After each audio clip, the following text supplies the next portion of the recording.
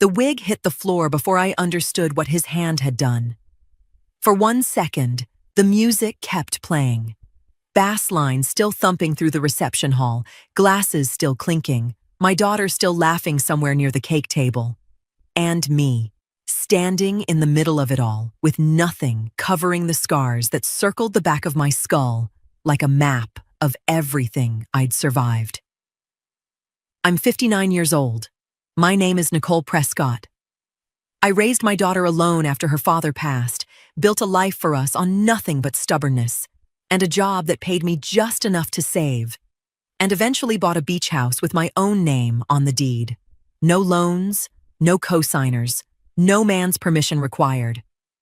I tell you that now because in a few minutes, you'll understand why that house mattered so much to the man standing in front of me. His name is Isaiah, my daughter's husband, as of about 4 hours earlier that day. He'd cornered me twice already, once before the ceremony, once during the toasts, asking me to sign papers on my house. Said it was just a formality, said it was for the family, said Kayla wanted it too, which I didn't believe for 1 second. Both times I told him no, politely, firmly. The way you tell a man who's used to getting what he wants that this particular door stays closed. He didn't like that. So there, in front of 200 guests, in front of caterers holding trays, in front of a photographer whose camera never stopped clicking, Isaiah reached over, grabbed the edge of my wig, and pulled. The laughter started almost instantly. Not from everyone, but from enough of his side of the room that it spread like something contagious. Something that had been sitting ready under the surface for weeks. I'd find out later just how ready. In that moment, all I knew was 200 faces, and most of them laughing at the scars I'd spent 8 years keeping private. I want to ask, wherever you're watching this from, whatever time it is on your clock right now, type it in the comments for me. I like knowing who's sitting with me while I tell you this. I didn't move. Couldn't. My hands stayed frozen at my sides while my own son-in-law stood there, smirking, waiting for me to shrink. Then a jacket dropped over my shoulders from behind. I hadn't seen him before that moment, hadn't noticed him seated near the service entrance, away from the family tables, dressed sharper than a guest, but quieter than staff. He didn't ask if I was all right. He didn't make a scene of comforting me. He simply covered me, turned to face Isaiah, and said the only thing that mattered. You've still not changed. We let you go the last time, but not anymore. The room went silent in a way laughter never could have prepared it for. I didn't know this man. I had never seen his face before in my life. But when I turned to look at Isaiah, really look at him, past the shock, past the smirk that had disappeared off his face like it was never there, I saw something that stopped my breath entirely. It wasn't embarrassment written across his face. It was fear. I don't remember deciding to walk. 1 second, I stood in the middle of that ballroom, a stranger's jacket heavy on my shoulders, and the next, my feet carried me toward the exit on their own. The jacket smelled like cedar and something faintly metallic, like it had spent years hanging in an office rather than a closet. I pulled it tighter without meaning to. My scalp was cold, in a way it hadn't been in 8 years, and every step felt like walking through water, thick, resistant, too slow for how badly I wanted to disappear. Behind me, I heard Kayla's voice cut through the noise. "Mama!" I turned just enough to see her pushing past a table, reaching for me, her wedding dress bunched in one fist so she wouldn't trip. But Isaiah's hand closed around her wrist before she got 2 steps closer. "Let her breathe, baby," he said, loud enough for the nearest tables to hear, soft enough to sound like concern instead of control. "She's embarrassed. The last thing she needs right now is an audience. The last thing she needs is an audience." As if he hadn't built one on purpose 40 seconds earlier. Kayla hesitated. I watched it happen in real time. The pull between wanting to run to her mother and the practiced weight of a new husband's hand on her arm. 4 hours into a marriage neither of us fully understood yet. She looked at me, searching my face for permission I didn't have the strength to give. "I'm fine, baby," I said, though my voice came out thinner than I wanted it to. "Stay. Enjoy your night." It was a lie built to protect her, not me. I turned back toward the doors before she could see how much it cost me to say it. Behind us, Isaiah had already found his footing. I heard fragments as I walked. "She's always been dramatic. You know how she gets." He wasn't apologizing. He was narrating, rewriting the last 5 minutes into something smaller, something that made him the patient one and me the problem. Fast enough that by the time I reached the hallway, I could feel the story taking hold behind me like wet cement setting. I didn't fight it. I didn't have anything left to fight it with. The hallway outside the ballroom was quieter, lit low, smelling of candle wax and the ocean somewhere beyond the windows. I stood there a moment, one hand pressed flat against the cool wall, breathing like I'd run a mile instead of walked 20 feet. A young woman in a black staff polo appeared beside me, carrying a stack of folded napkins. She didn't seem to know what to do with anymore. She glanced back toward the ballroom doors, then at me, like she was deciding something. "Ma'am," she said, voice low, "I don't know if anyone told you. That man, the one who covered you, he's not on the guest list." I looked at her, still holding the jacket closed at my throat. "Do you know him?" She glanced over her shoulder, checking whether anyone had noticed she'd stopped moving. "I probably shouldn't say anything else, ma'am. It's not my place." "Please," I said. "Just his name." She hesitated, some private argument working itself out behind her eyes, and for a second I thought she might give it to me. Then another voice called her name from down the corridor, a co-worker, waving her toward the kitchen. And whatever she'd almost said folded itself quietly back behind her teeth. "I'm sorry," she said, already stepping backward. "I really can't say more." She hurried off toward the sound of her name, leaving me alone in that quiet hallway with nothing but a stranger's jacket and a question with no answer. Kayla showed up at my door the next morning without calling first, still in yesterday's makeup. Dark circles pressed under eyes that hadn't slept. I was standing at my bathroom mirror when I heard her key turn in the lock. The same key she'd had since she was 16. And by the time she found me, I hadn't managed to get the new wig seated right. My fingers were shaking more than I wanted to admit, and the edge kept lifting no matter how many times I adjusted it. "Mama." Her voice cracked on the single word.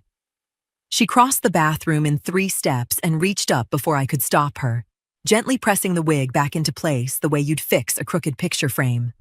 Her hand paused there, a second too long. "Does it still hurt?" she asked. "The skin, I mean. Not last night. The actual scars."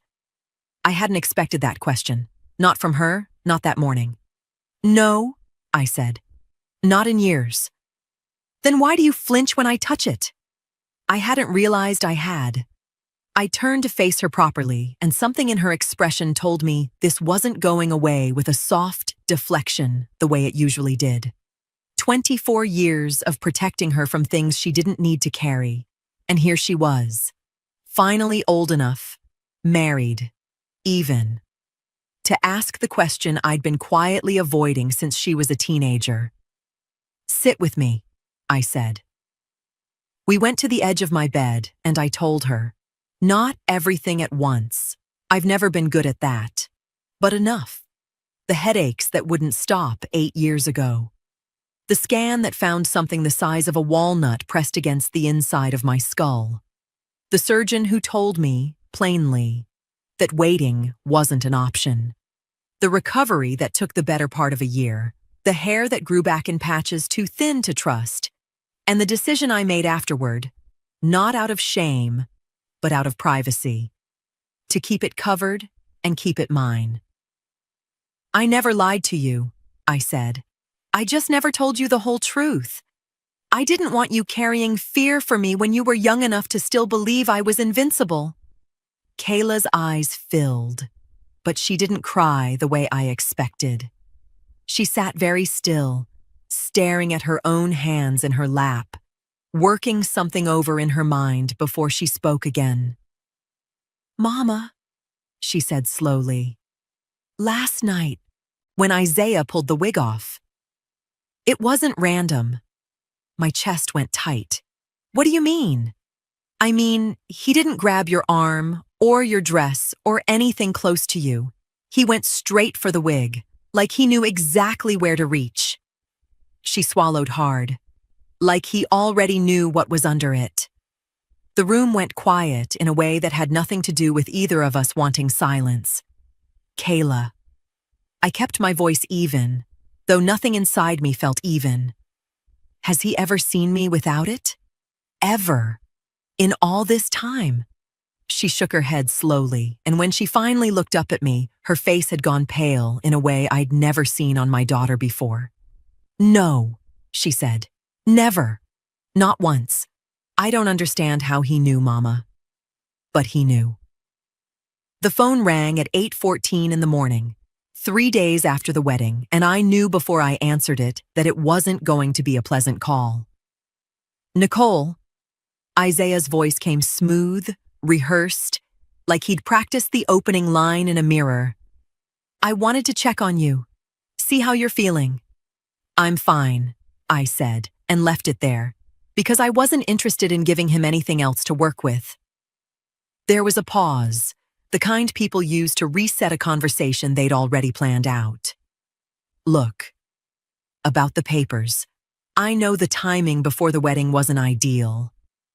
I probably should have waited. But this doesn't have to be complicated. It's just a formality, something to help Kayla and me get settled. You'd still own everything. Nothing changes for you." "Nothing changes for me," I repeated, "except my name on a document I haven't seen. I can bring it by. You'll see it's nothing." "No," I said. "I told you no at the wedding. I'm telling you no now. And I'd appreciate if this was the last time you asked." He laughed, short and humorless. "You know, most people would be thrilled to help their daughter's new husband build something for the family. Most people didn't spend 30 years building it alone first." The line went quiet, and then he hung up without another word.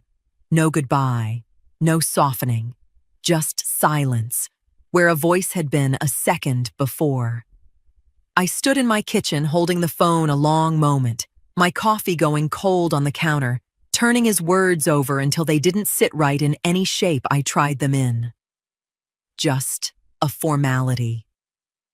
I've heard men say that phrase my whole life, right before something that was never simple. I didn't think much more of it that day. I had errands, a doctor's follow-up, a call with my sister I'd been putting off for a week. Life kept moving, the way it does even after the ground shifts under you. And by evening, I'd almost convinced myself the phone call was nothing more than a persistent man testing a door he already knew was locked. Then, the mail came. I nearly missed it, buried between a utility bill and a grocery flyer. A plain white envelope, no return address. My name typed across the front in a font too clean to be personal. I almost set it aside for later. Something about the weight of it, thin but stiff, made me open it standing at the counter instead. Inside was a single folded document, several pages, dense with the kind of small print that takes a lawyer to properly translate. My eyes skipped past the paragraphs looking for something familiar to hold on to, and found it near the bottom of the third page. My name, typed in full beneath a line marked for my signature, not signed, not forged, just printed there the way a draft gets printed before anyone's pen has touched it. Still blank where it mattered. Still legally mine to refuse. But dressed up already like a done deal, like whoever prepared it had stopped bothering to imagine a version where I said no. I hadn't agreed to receive it. I hadn't been consulted on a single word inside it. I hadn't even known it existed until it was sitting in my own 2 hands, already built around the assumption that I'd eventually sign. I read the top of the page again, slower this time, my pulse picking up with every word. Someone had already built a future around my name. All it needed now was a signature I had no intention of giving. Kayla came back the following evening, this time with 2 cups of coffee she'd picked up on the way, like she needed something to hold on to before she could say whatever she'd driven over to say. "I've been thinking," she started, setting the cups down without drinking from either one. "About before, about things I probably should have noticed." I didn't push her. I'd learned a long time ago that Kayla talks best when she's allowed to arrive at something on her own time. So I sat across from her at the kitchen table and let the silence do the work. "There was this dinner, maybe 8 months ago," she said finally. "Before we were even engaged." Isaiah's phone kept buzzing and he stepped outside to take the call. When he came back in, he was different, quiet, short with me for the rest of the night. I asked him about it and he said it was nothing, just work. "You believe that at the time?" I wanted to. She wrapped both hands around her cup without lifting it. There were other things too, small things. He'd get strange about money some weeks, tight, irritable, checking his phone constantly. And then it would pass. And he'd be fine again. And I'd tell myself I was imagining it. That's not imagining, baby. That's noticing and deciding not to look. She flinched at that, just slightly, and I regretted saying it the moment it left my mouth. But she didn't argue. She nodded slowly, like some part of her had already known that for a while, and just needed to hear someone else say it out loud. "There's something else," she said. "It's probably nothing, but it's been sitting weird with me since last night." "Go on." When we were planning the wedding, we went back and forth for weeks on venues. I finally found the one we booked, Merrick Estate, right on the water. I remember telling Isaiah the name over the phone, all excited, because it was exactly what I'd pictured. She paused, her eyes drifting somewhere past me, somewhere in memory. And he went quiet, not annoyed quiet, not distracted quiet, like something landed on him wrong. I asked if he was okay, and he said the connection cut out. But it hadn't. I could still hear him breathing. My skin went cold, in a way that had nothing to do with the kitchen. "You never mentioned that before," I said carefully. "Because I didn't think anything of it then." It was months before the wedding. Before any of this happened with the wig. Before you told me about the surgery. Before any of it made sense to connect together. She looked up at me now, and there was something new in her face. Not just worry anymore, but the beginning of suspicion aimed somewhere specific. "But Mama, that's the same name. Merrick. The staff member told you that man owns the venue. And Isaiah reacted to that name months before he ever set foot in that building." She said it slowly, like she was testing the shape of it as much as telling me. "He knew that name," she said. "Long before last week. Long before any of us knew it mattered. I hadn't managed to get his name that night. The staff had been careful about that. But the venue's name did the work for me. Merrick Estate. It wasn't a hard guess, and it wasn't much to go on either. I drove out the following Monday, alone, with a bottle of wine on the passenger seat that felt like the wrong gesture the closer I got. A young woman at the front desk took my name politely and disappeared into the back for several minutes. When she returned, her expression had already answered the question before her mouth did. Mr. Merrick isn't available today, she said. I can pass along a message, if you'd like. I left the wine with her, along with a few careful words scrawled on the back of an old receipt, and drove home feeling foolish in a way I hadn't expected, like I'd knocked on a door that had never intended to open. 3 days passed without a call. I told myself it didn't matter, that a thank you didn't require an audience, that some people simply preferred to disappear back into whatever life they'd stepped out of for one strange night. I went about my days, or tried to. The mail still arriving, Kayla still checking in, the ordinary machinery of a life that refused to pause just because mine had cracked open. I almost let the whole thing go entirely. Then, that Thursday morning, my phone rang with a number I didn't recognize. Mrs. Prescott. His voice, unmistakable even after only hearing it once. I hear you came by. I did. Twice, if you count the message. A pause. Careful. I wasn't avoiding you on purpose. There's just not much I know how to say about that night that doesn't open a door I've kept shut a long time. I'd still like to try, I said, if you'll let me. Another pause. Longer this time, and then, come by this evening, after the staff's gone, home. Alone. Not your daughter, not anyone else. All right, I said, though something in the careful way he'd said, it made my pulse pick up. Nicole. It was the first time he'd used my first name. What I have to tell you isn't for a crowd, and once I say it, I can't take it back.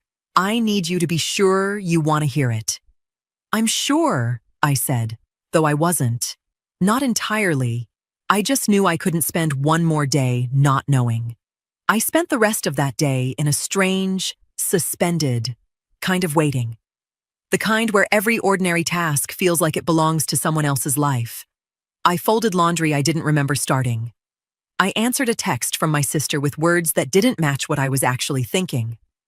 I thought, more than once, about calling Kayla and telling her where I was headed, and each time I stopped myself. Some instinct insisting this was mine to carry alone, at least until I understood what I was actually carrying. By the time evening came, I'd rehearsed a dozen questions and abandoned every one of them, unsure which version of the truth I was even prepared to hear. I drove out to Merrick Estate as the sun was beginning to drop low over the water, my hands steadier on the wheel than I felt anywhere else in my body, and turned into the empty lot wondering, for the first time since that wedding night, whether I actually wanted the answer I'd spent 3 weeks chasing, or whether some part of me had known all along it would cost me something to finally hear it. He was waiting at the door when I stepped out of the car, like he'd been watching for my headlights. Neither of us said much as he led me inside, past the darkened ballroom, down a quiet corridor, into a small office tucked behind the main hall. Bookshelves, a worn leather chair, nothing decorative, nothing meant to impress. I sat. He didn't start right away. He poured 2 glasses of water from a pitcher on the desk, set one in front of me, and took a long moment arranging his thoughts before he spoke. My grandmother raised me, he said. My mother passed when I was young, and Grandma Odette took over like it was never a question. She was proud, independent, owned her own home outright, same as you. He glanced at me. That's not a coincidence, by the way. I noticed it the first time I heard your name mentioned around here. I said nothing, letting him find his pace. About 6 years ago, she got close to a young man who'd started coming around. Charming, attentive. The kind of person who makes an old woman feel seen again after years of being invisible to everyone else. Isaiah. He said the name flatly, like it cost him nothing anymore to say it, though I doubted that was true. He was maybe 21 then. Started small, favors, errands, little kindnesses. Then it turned into asking for money. Then it turned into papers she didn't fully understand, put in front of her on a good day when her memory wasn't at its sharpest. What kind of papers? A property transfer, not her whole house, a smaller piece of land she owned near the water, worth more than she ever let on. She signed it because she trusted him, and by the time I found out, the transfer was already filed. What did you do? I filed a report, Adult Protective Services, under her name, with me as the reporting party since she still lived alone and I was the one who noticed. His jaw tightened. He panicked once he realized it was real, that there'd be an investigation, a caseworker, maybe worse. He came to her, apologized, cried, reversed the transfer himself before anyone could take it further. I was there for all of it, standing behind her chair the whole time, a face he'd have no reason to remember once the crisis passed. She forgave him, told the investigator she didn't want to pursue it. The case closed without so much as a mark on his record. And you disagreed. I've disagreed with it every day for 6 years, he said. But it wasn't my decision to make. It was hers. I respected that, even when it made me sick to watch him walk away clean. I sat with that a long moment, the weight of it settling somewhere I hadn't expected. Why didn't you say any of this the night of the wedding? Why just that one sentence? Because 6 years of biting my tongue doesn't undo itself in one conversation, he said. There's more to what I've told you tonight, but some of it isn't mine to hand over yet. Not until I'm sure it'll actually matter, and not to someone I've known less than a week. Fair enough, I said, though something in his tone told me there was weight behind those words I hadn't touched yet. He walked me to the door not long after, quieter now, the kind of quiet that felt more like tiredness than distance. I drove home turning his account over and over in my mind, wondering how many other rooms Isaiah Adams had already smiled his way out of before he ever stepped foot into mine. Kayla called me the next afternoon, her voice low, like she was speaking from somewhere she didn't want overheard. I asked him, she said, about the venue, about the name, and he said he'd never heard of Osgood Merrick before the wedding. Said maybe he reacted funny on the phone that day because he was stressed about work, not because of any name. She let out a breath. Mama, I know what I heard. He wasn't stressed. He went cold. You told him that? I told him exactly that. Her voice hardened, something new steadying underneath the hurt. And he got angry. Not loud angry, the quiet kind. The kind that's worse. Said I was letting you poison things between us. Said I needed to decide whether I was his wife or my mother's daughter. Like those were two different teams I had to pick from. I closed my eyes. What did you say? I said I didn't understand why answering a simple question about a name required picking sides at all. A pause. He didn't have an answer for that. He just stood there a second, like I'd caught him somewhere he didn't expect to get caught. And then he said he needed some air. Did he leave? No. He went into the bedroom and shut the door. I stood in the hallway a second, and then I heard him on the phone. She hesitated, and I could hear her deciding how much to say. Mama, he wasn't calling a friend. He was calling someone he sounded scared of. What did he say? I only caught pieces. He said, "It's handled, I told you it's handled." And then something like, "She's asking questions. I need you to stay out of it for now." Her voice dropped lower. And then he said a name, clear as anything. Wendell. The name meant nothing to me, but I could hear in Kayla's voice that it meant something to her. You know that name? That's the thing. Her breath shook slightly. Isaiah introduced me to a Wendell Pruitt almost a year ago. Told me he was an old mentor from back when he first started his business. Said the man believed in him early.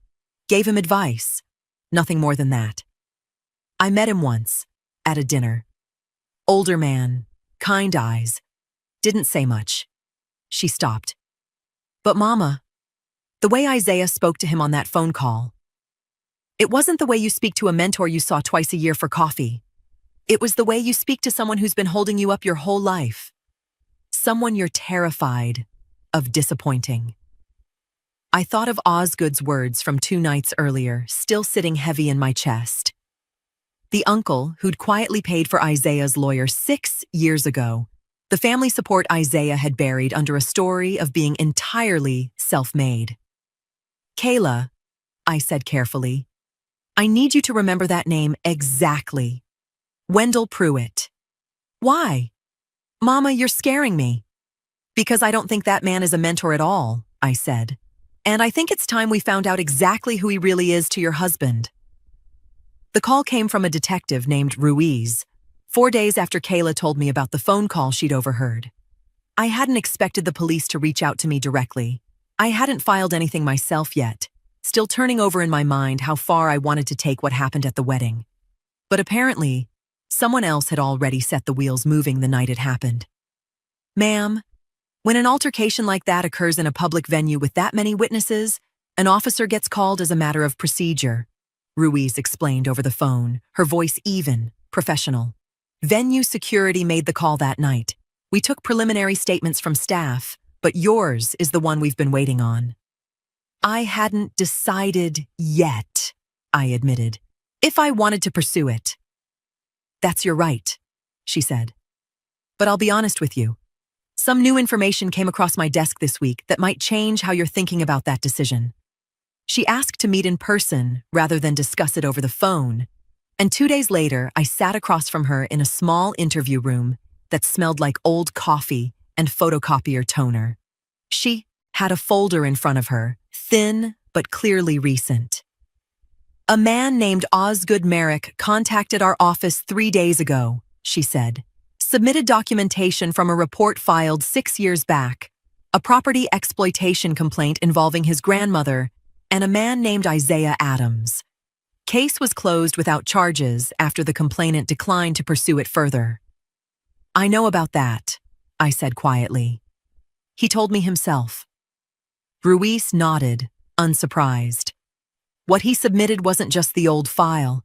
It included his own notes from that time, dates, behaviors, small details he'd kept privately in case it ever mattered again. It's not enough on its own to reopen that case. Her wishes closed it, and that still stands. But it establishes something we take seriously when we're building a picture of someone's conduct.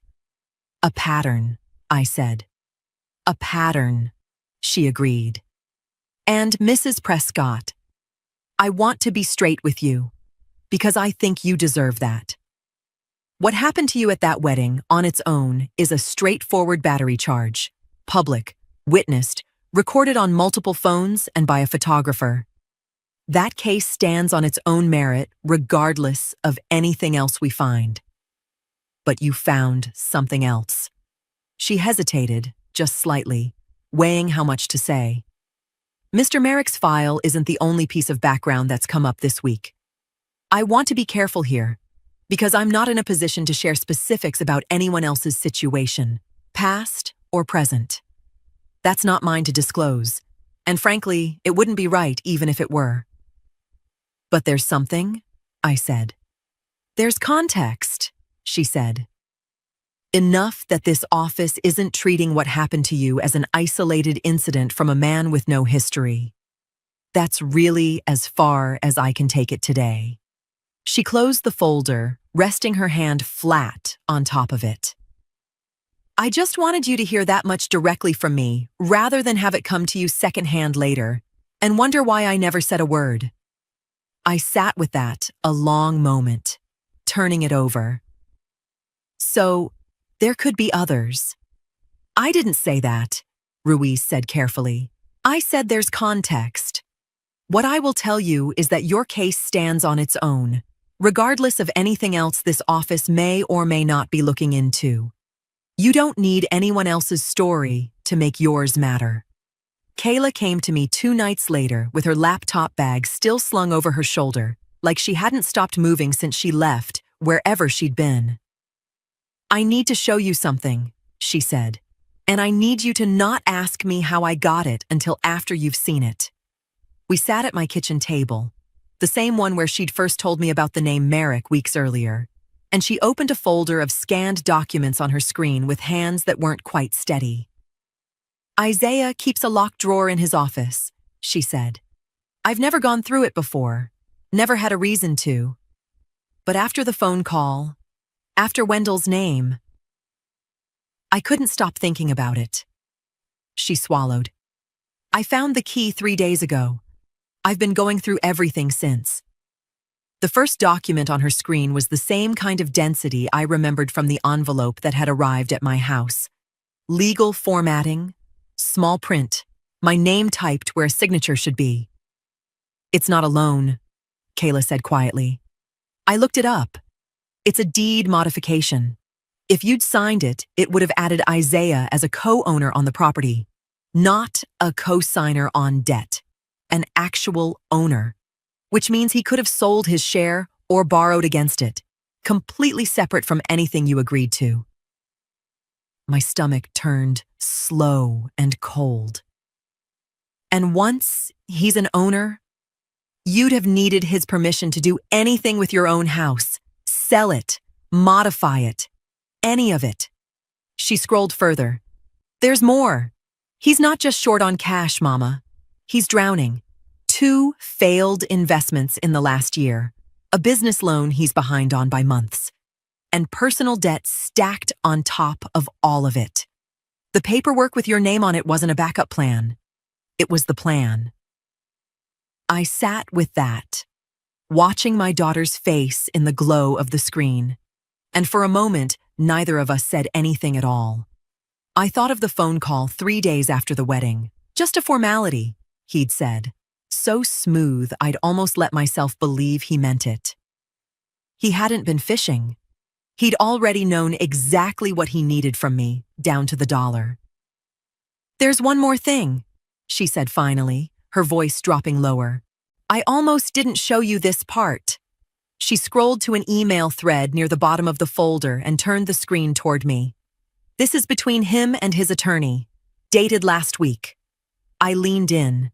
The email was short, businesslike, stripped of any warmth, a request for guidance on what it called alternative paths to secure the asset if the primary signer continues to decline.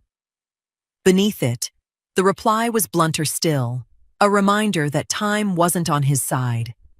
Something about a deadline tied to the business loan, 3 weeks out, that would trigger action from the bank if nothing changed before then. 3 weeks, Kayla said quietly, closing the laptop like she couldn't stand to look at it any longer. Mama, whatever he's planning, he's running out of time to do it quietly.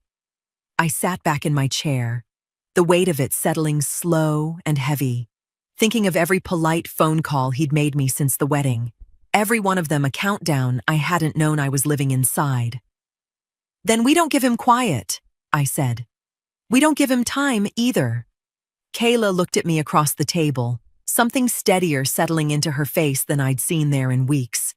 And for the first time since the wedding, I felt like we were finally standing on the same side of whatever came next. Word moves fast when it has help. And by the second week, it had all the help it needed. The photographer's footage had made its way into a few private group chats among the wedding guests. The way things do when someone thinks nobody outside the circle will ever see it. Somebody's cousin showed somebody's sister. Somebody's sister mentioned it at a hair appointment. I found out because my phone started ringing with numbers I hadn't heard from in months. Most of the calls were careful, apologetic in a roundabout way that never quite said the word sorry outright. Old friends from the community asking how I was holding up. Distant relatives suddenly remembering they meant to check on me. I took them for what they were. People finding their way back to decency once the wind changed direction. But one call came from a name I hadn't expected at all. Denise Calloway. A woman who'd sat 2 tables from mine that night, who I remembered clearly because her laugh had carried louder than most in that first ugly wave after the wig came off. I hadn't spoken more than a few polite words to her in years. An old acquaintance from church functions, nothing close. Nicole, she said when I picked up, her voice tighter than I remembered it. I need to talk to you about something, and I need you to hear me out before you hang up on me. I'm listening. I laughed that night. I want to say that first. Because I know it. And I've been sick over it since I saw the footage circulating and realized what I was actually laughing at. A breath. Unsteady. I didn't know about your health. I didn't know any of it.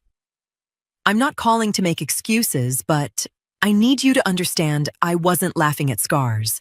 I didn't know what I was looking at. And I got caught up in a room that had already decided how to react before I had time to think for myself. All right, I said, carefully, waiting for the rest. That's not why I'm calling, though. Her voice dropped, quieter now, like she was choosing her next words with real weight. I recognized your son-in-law that night. Not from the wedding, from before. I didn't say anything because it felt like the wrong moment, and I told myself I was probably wrong anyway. My grip tightened on the phone. Recognized him from where? My cousin, Denise said. Different state. Couple years back. She was seeing a man for a while who looked exactly like him. Same face, same build, similar name. Close enough that I almost said something at the reception before I second-guessed myself. She never talked much about how it ended. Just that it ended badly, and that she didn't want to discuss it. Denise. My voice came out barely above a whisper. What was her name? There was a pause on the line, long enough that I thought the call had dropped. I need to ask her first, she said finally, before I say her name to anyone. But Nicole, after everything that's come out this week, I don't think I was wrong that night. I think I know exactly who your son-in-law really is. I made the appointment 3 days after Denise's call, sitting in my car outside the precinct for a full 10 minutes before I found the will to walk. Inside. Some part of me had been circling this decision since the night it happened, weighing what it would cost against what staying silent already had. Detective Ruiz met me at the front desk herself, leading me back to the same small room from before, though this time she had a recorder set on the table between us and a stack of forms I hadn't seen on my first visit. I want to file a formal statement, I said before she could ask. About what happened at the wedding. The battery. All right. She nodded, not surprised, sliding a form toward me. Let's start from the beginning. Walk me through it, in your own words, as clearly as you can. I did. I told her about the pressure over the paperwork, the refusal, the wig, the laughter, the jacket. My voice held steadier than I expected, though my hands stayed folded tight in my lap the entire time, like keeping them still was the only thing keeping the rest of me still too. And you have video of this, she confirmed, checking a line on her form. Multiple guests recorded it. The photographer hired for the wedding has full footage as well. I can get you contact information for both. That'll help enormously, she said, making a note. Public setting, physical contact, witnessed and recorded by multiple parties. This is a strong case on its own merits, Mrs. Prescott. I want you to hear me say that clearly, separate from anything else. She set the pen down a moment. I want to be honest about pace, too. The report goes to the prosecutor's office next, and that review alone can take several weeks depending on caseload. Even once charges are filed, an arraignment date could sit months out. I'd rather you hear that from me now than feel like nothing's happening later. But, I said, because I could hear one coming. She set her pen down for a moment, folding her hands over the file in front of her, her expression more careful than it had been through the rest of our conversation. Mrs. Prescott, I want to be honest with you. Within the limits of what I'm allowed to say. Mr. Adams's name has come up more than once this month in contexts I'm not free to discuss with you. I can't confirm details. I can't tell you who, and I can't tell you where. But it's more than just Osgood's file. It's more than Mr. Merrick's file, she agreed carefully. What I can tell you is that this office isn't building your case in isolation. We're paying attention to a pattern, and your report matters as part of that picture, whether or not anything else ever becomes public knowledge. That's as much as you're able to say. That's as much as I'm allowed to say, she said. But I didn't want you walking out of here today thinking you were the only piece of this. You're not. That's all I can offer you, Mrs. Prescott. And it's honestly more than I probably should have. I nodded slowly, the weight of that settling somewhere quiet in my chest. Not fear, exactly, but the strange comfort of not being alone in something I'd spent weeks carrying like it was mine to hold by myself. I left the precinct that afternoon without any real sense of when things would move, only that they finally had, and that for the first time since the wedding, the waiting felt like it belonged to someone else, besides me. Ruiz called again 6 days later, and this time there was no hesitation in her voice at all. I wanted you to hear this from me before it goes any further, she said. We're moving forward with formal charges against Isaiah Adams. Battery, stemming from the incident at the wedding. Given the footage, the witnesses, and the documentation submitted by Mr. Merrick regarding a prior pattern, the prosecutor's office feels confident in the strength of this case. I sat down slowly at my kitchen table, phone pressed hard against my ear. Is there any more you can tell me? About what else you're looking at? Nothing new since we last spoke, she said, gentle but firm, the same careful line she'd held before. What I can tell you is that pattern of conduct evidence carries real weight, Mrs. Prescott. It's the difference between one bad night and a documented history. That much hasn't changed. I thanked her, hung up, and sat in my kitchen a long while after, staring at nothing, letting the words settle. A documented history. 6 years of a man walking away clean. And now, finally, a file with weight enough to hold him. I thought about how long 6 years actually was. Long enough for a young man to grow into someone who still hadn't learned a single lesson from it, just better at hiding what he hadn't learned. I hadn't told Kayla yet. I was still deciding how, still turning the words over, when the doorbell rang just past 8 that evening. I checked the peephole before answering, half expecting a delivery, a neighbor, anything ordinary. Instead, I found Isaiah standing on my porch, alone. No car visible at the curb like he'd walked or parked somewhere out of sight, on purpose. I opened the door only part way. You shouldn't be here. I know. His voice came out rough, nothing like the smooth, rehearsed tone I'd grown used to over these past weeks. I know I shouldn't. Give me 5 minutes. Please. I almost closed the door. Some instinct told me to. But something in his face stopped me. Not the practiced charm, not the controlled anger from the phone calls Kayla had described. His eyes looked hollowed out, red-rimmed, the eyes of a man who hadn't slept in days. 5 minutes, I said, not moving from the doorway, not inviting him inside. I heard about the charges today, he said, and my bank called this morning about the loan. Both in the same 24 hours, Nicole. Everything's collapsing at once. His voice cracked, unraveling in a way I'd never once seen from him. I know what I did was wrong. I know I can't undo the wedding. I know I can't undo any of it. But if the charges go forward and the loan calls due in the same breath, there's nothing left standing. My business. Kayla. Everything. You should have thought about that before you tore a wig off my head in front of 200 people, I said, my voice steadier than I expected it to be. I know. He was nodding now, fast, desperate, his hands opening and closing at his sides like he didn't know what to do with them. Please, Nicole, I'm asking you, I'm begging you. Is there anything I can do to make this stop?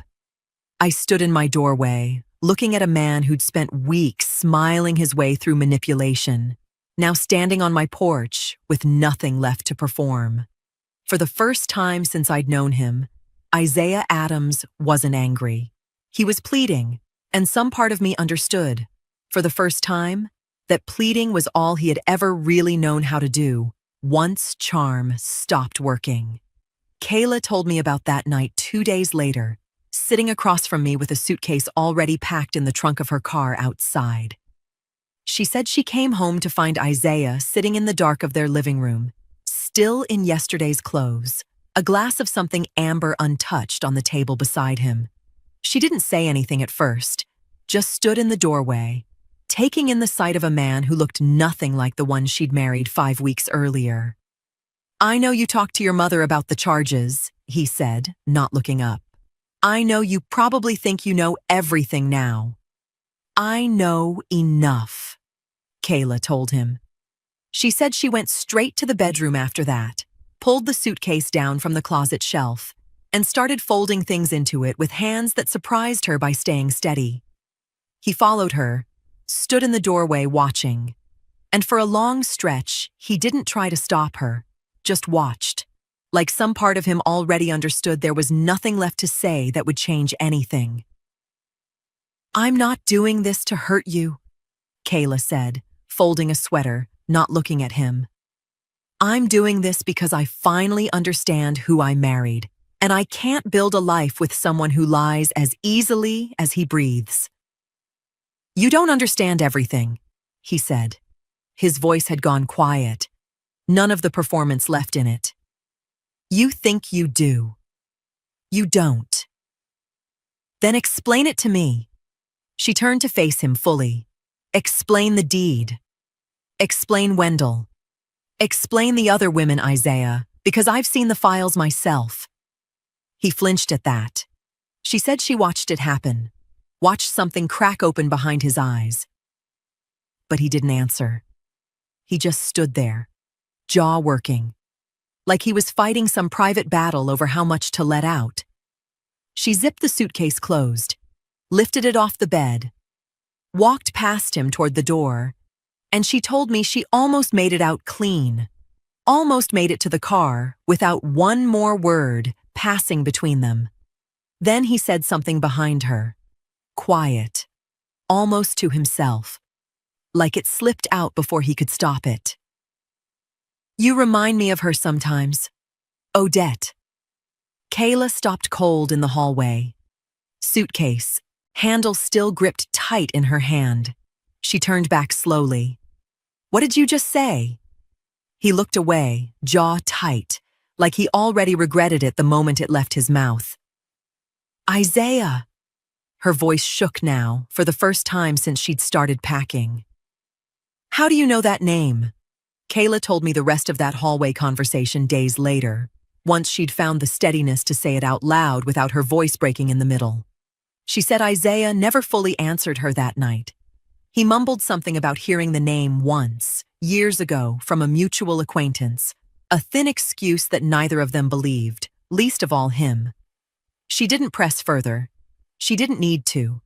She'd already seen enough files, heard enough phone calls, watched enough of his careful performances fall apart in real time to know the truth without him having to say it outright.